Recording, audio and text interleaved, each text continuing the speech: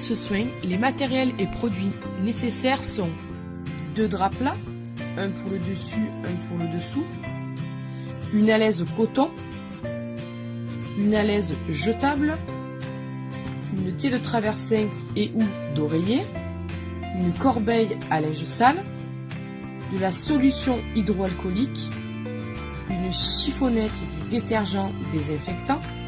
Nous allons maintenant voir les différentes étapes de la réfection totale du lit inoccupé.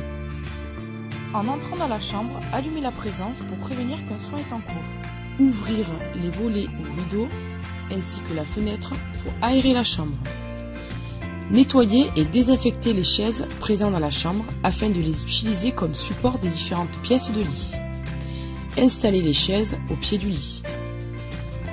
Lorsque l'organisation spatiale de la chambre est terminée, procédez à une friction hydroalcoolique pour éviter les contaminations manuportées.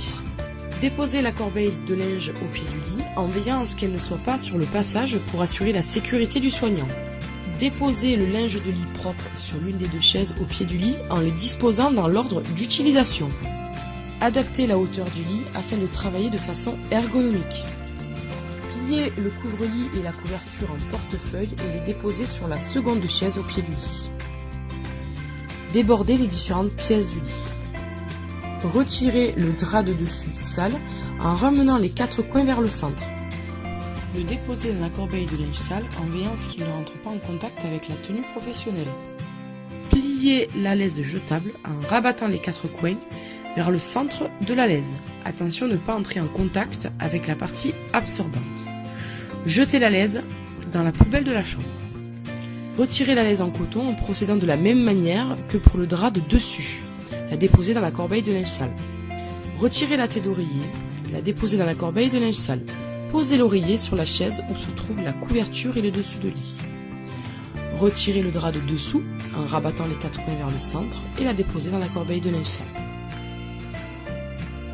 Procédez au nettoyage et à la désinfection du lit et du matelas avec la chiffonnette et le détergent désinfectant.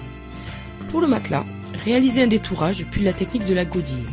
Pour travailler en respectant les règles d'ergonomie, commencez par le haut du matelas, puis nettoyez le bas du matelas.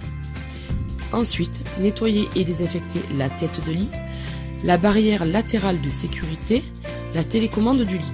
Puis, faire de même pour le pied du lit et la seconde barrière latérale de sécurité. Une fois le nettoyage et la désinfection du lit terminés, procédez à une friction hydroalcoolique pour éviter la contamination du linge propre. Pour refaire le lit, posez le drap de dessous propre, pliez au milieu du lit, le centrer et le déplier. Bordez les pieds du lit et la tête du lit en effectuant les coins au carré. Veillez à l'absence de plis responsable de l'apparition d'escarres. Posez l'alaise coton au milieu du lit, la centrer et la déplier.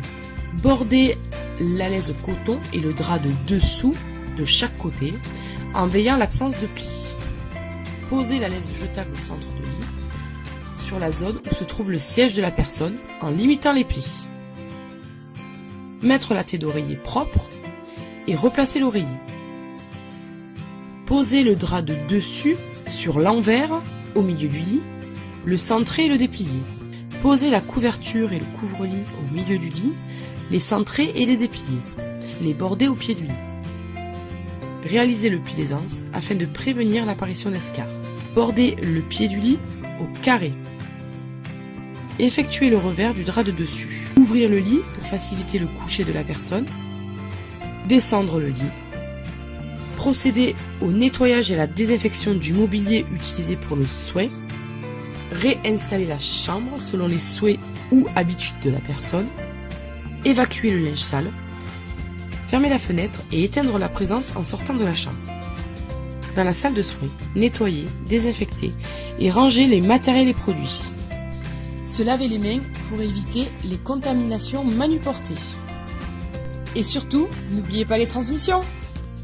La réfection totale du lit inoccupé a pour but d'assurer l'hygiène, le confort et la sécurité de la personne, favoriser un repos de qualité et prévenir l'apparition des escarres. La réfection du lit est un soin quotidien. Elle peut être partielle, c'est-à-dire procéder au remplacement d'une ou plusieurs pièces de linge de lit, ou totale, c'est-à-dire procéder au remplacement de toutes les pièces du lit. Lors de la réfection du lit, il faut être très attentif à l'absence de plis ou d'éléments étrangers sur les draps. En effet, ceux-ci peuvent être responsables d'inconfort, mais également de points d'appui entraînant l'apparition d'escarres. Il peut être nécessaire